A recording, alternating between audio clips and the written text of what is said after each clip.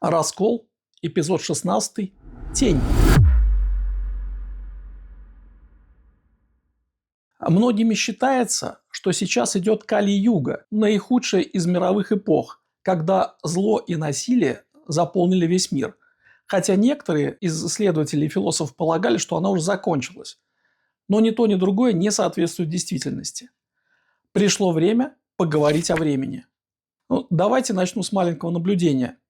В 1995 году я переехал из Питера в Москву, и меня удивило несколько вещей. Первая вещь, которая бросалась в глаза, что в Москве тогда никто не читал по сравнению с Питером. В питерском метро еще оставалось достаточно много людей, которые читали книжки, газеты. В Москве этого не было даже близко. Второе, что меня удивило, это речь. Речь эта отличалась. Она такая была, как сказать, не очень классическая, не очень литературная, что ли. А потом я понял, что в Москве достаточно много приезжих, и поэтому чисто московской речи, наверное, не осталось. Это та, которая была 100-200 лет назад. Сейчас некий помесь, но ухо очень резало. А третье, такое интересное наблюдение. В Москве все куда-то спешили. То есть постоянно была какая-то суета, все куда-то стремились. И поэтому темп передвижения внешнего был гораздо выше, чем в Питере. Но это, знаете, какая штука? Это внешняя скорость, а внутри я бы не сказал, что было быстрее. Потому что Питер все-таки более философский, более такой раздумчивый в этом плане, но он не медленнее. Он медленнее, может быть, снаружи, во внешнем проявлении, а внутри вовсе не медленный. И если вы прочитали нашу книгу про Москву, то обратите внимание, мы коротко касались в нескольких главах о том, как шло это преобразование и вследствие чего оно произошло. А теперь, для того, чтобы разобраться с тем, что происходит, давайте немножко освежим матчасть.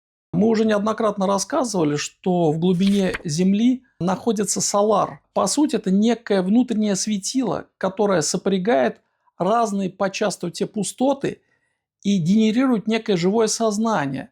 А это живое сознание, оно уже воспроизводит живые пространства, алгоритмы, формы. И также там задается определенный временной ритм, на котором возможно проявление этих форм. То есть это то, что лежит в основе жизни и проявления жизни. Но сейчас ядро этой системы в центре Земли не работает в полной мере, потому что не воспроизводится энергия нужной частоты. Но связь, тем не менее, осталась. Наполнением этого ядра всегда была духовная энергия частиц, которые являлись проявлением душ на самом высоком, то есть квантовом уровне. Раньше Земля и ближайшие к ней звездные системы образовывали единое пространство, единое поле. А потом на Земле произошли катаклизмы, и связь эта прервалась. Когда же это случилось? Это случилось в XII веке. В XII веке Землю накрыло некой облачной реальностью, как тенью. С подошедшего космического носителя было развернуто информационное поле. Этот корабль потом ушел, удалился, а поле осталось. И в нем находится нечто, что до сих пор задает нам неправильную частоту. То есть, по сути, произошел энергетический захват, создающий петлю. И эта петля захватывает всех носителей света. Петля – это ограниченное пространство времени, суть которого никогда не меняется. Проявившиеся здесь инсекты, рептильные и им подобные паразиты – это и есть ограниченное пространство времени, которое задает все остальное. И благодаря этому живет то, что его послало. Эта система вибрирует на другой частоте, поэтому в ней не может проявиться никогда ничего благозвучного. И поэтому, как следствие, не решив этот вопрос, невозможно изменить всю систему.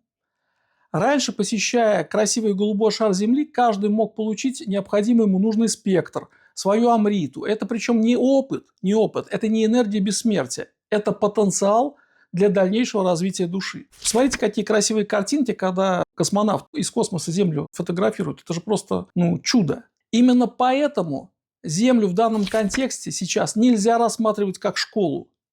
Раньше здесь была возможна моментальная материализация за счет благозвучия спектров души. Происходил выход на абсолютное звучание.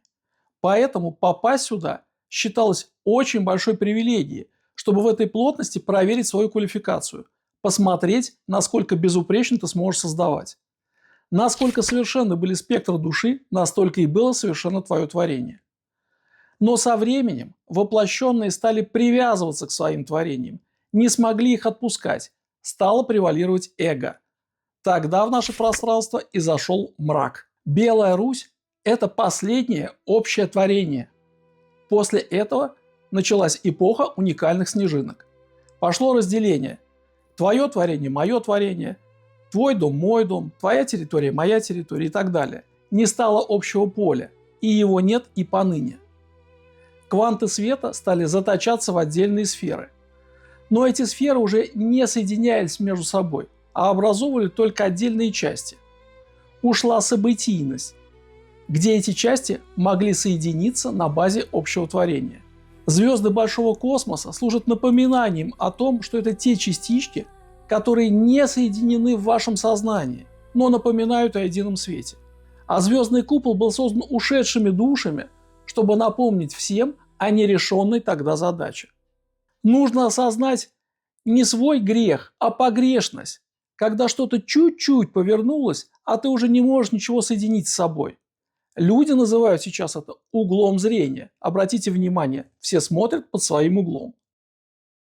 Красота жизни отражена в безупречных математических построениях, исключающих погрешность. А грехи постепенно становятся грехами, так как это не безупречно, ибо убивает природное внутри человека. Широко внедренная в массовое сознание Кали-юга – это та тень, которая наложена на плетень, а не какая-то самостоятельная историческая эпоха. Из-за этой тени ничего и не видно. Мы живем в эпоху тени. Но пока это не преодолено в умах и сердцах людей, эта тень не уйдет. Одни всегда будут обвинять других, потому что здесь на Земле одни не сумели уберечь поле, а другие привносили в это поле раздор. Вот все и разбираются до сих пор, так как не осознали корневую ошибку, связанную со временем. Одни хотят сделать скачок, а другие тормозят его, происходит разрыв. И в этот разрыв в это время вставляется чужая система управления. Каждую ночь из космоса на Землю спускается информация в виде книг, посланий, лучей, но этот барьер пока не преодолен. Причина в том, что благодаря акценту на физическом теле и игнорированию тонких планов утрачена связь со всем сущим. А в разрыве сидит страх смерти. Люди сами тормозят время, так как не хотят умирать, пытаются растянуть свою земную жизнь. В основе же лежит страх потери белкового тела. А тень воспроизводит все более и более негативный сценарий ухода. Сейчас, например, продуцируется очень много психических болезней, столько их раньше не было. И именно это запускает бездуховные сценарии, разбивает духовную энергию. Поэтому и завели гаджет как альтернативу жизни. Именно на раскол, на разлом, на внутреннее одиночество и заходит этот страх. Как же преодолеть этот раскол? Первое. Нужно выделить духовную составляющую времени, иначе время останется лишь в горизонтальной проявленности и будет служить только для запуска ограниченных сценариев, поэтому не приведет к единству духа, души и сознания. Второе. Нужно выработать правильное понимание жизни и смерти. Одним из показателей этого станет философское отношение к жизни, мудрость, которую ты можешь передать. Третье. Нужно понять, с кем и с чем ты объединяешься и на базе чего возникает единство, куда оно может привести. Четвертое. Нужно понять свой основной разъединяющий мотив, который ты вносишь в среду. Пятое. Нужно закрыть внутренние бреши, в которых могут поселиться страх и сомнения. Шестое. Нужно понять, что квантовое поле – это то, что осталось живым. На его базе можно объединяться, так как каждый может носить туда свои световые наработки. То есть делиться не друг с другом, а с полем. Седьмое. Нужно понять, что общее, а не частное, лежит в основе световой направленности и духовного труда. Только так может возникнуть единение духа. Восьмое. У каждого процесса в нашей реальности есть теневая сторона. Нужно понять, как она проявляется в твоей жизни, уйти от дуальности и прийти к согласованности. И девятое. Временной скачок неизбежен для тех, кто к нему готов. Это главный вывод из вышесказанного.